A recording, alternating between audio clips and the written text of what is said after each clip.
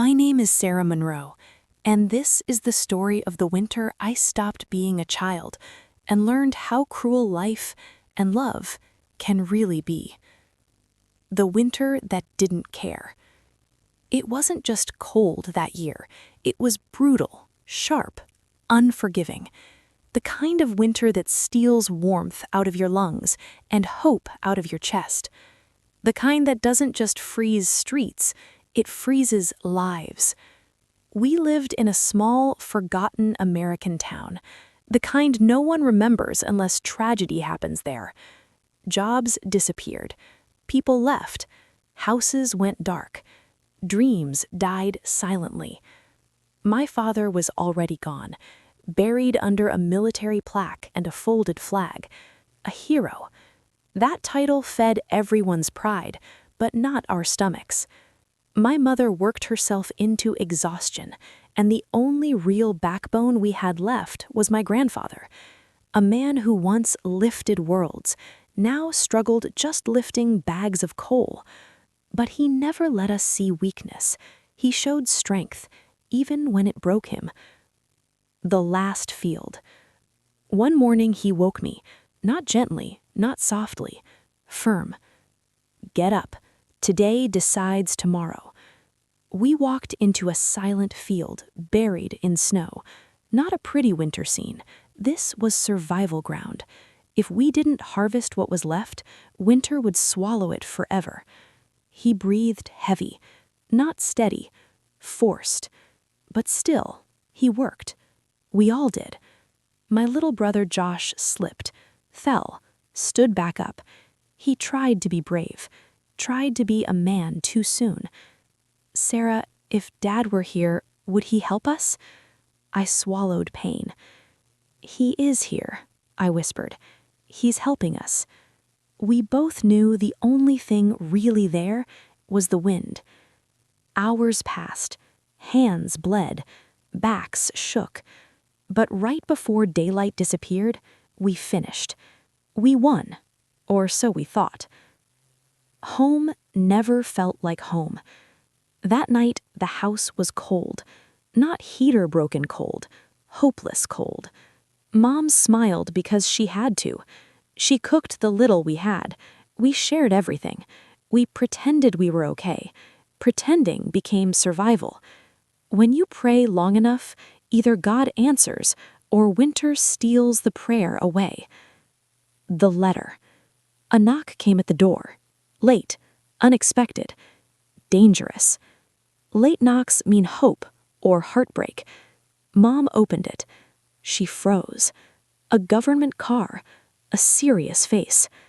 Mrs. Monroe. Silence. He handed her a letter. Her knees collapsed. My brother cried. Grandpa caught her. Dad wasn't gone. He wasn't lost.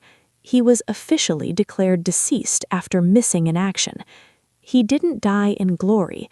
He didn't die honored. He disappeared. So did the last part of my mother's heart. She didn't scream. She didn't collapse.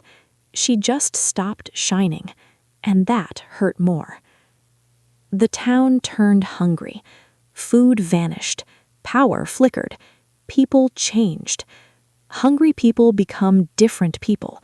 Kindness weakens. Morality cracks. Humanity fades. One night, Grandpa left. Mom begged him not to. He kissed her.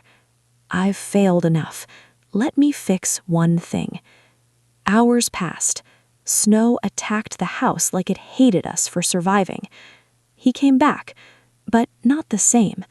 Slow, tired, older. Mom whispered, "What did you do?"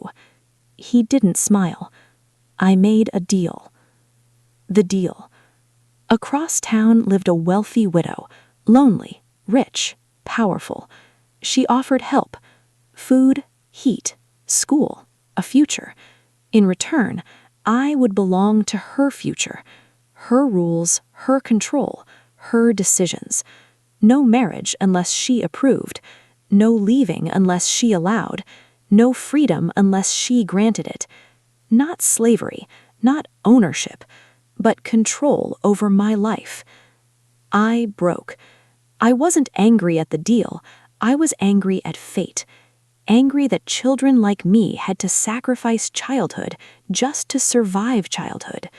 Crying wouldn't feed my brother. Crying wouldn't warm my mother. Crying wouldn't save my grandfather. He was fading, every day more. The choice. He sat in front of me, voice shaking, hands trembling. You don't have to do this, but if you don't, we may not survive this winter. This wasn't a strong hero anymore. This was a man breaking because life never stopped hitting him. So I did what daughters do. I'll do it. He cried. My grandfather cried. That's when I hated the world. Years later, winter ended. Slowly, painfully. Life improved. Food returned. Warmth returned. But childhood didn't. Innocence didn't. Freedom didn't.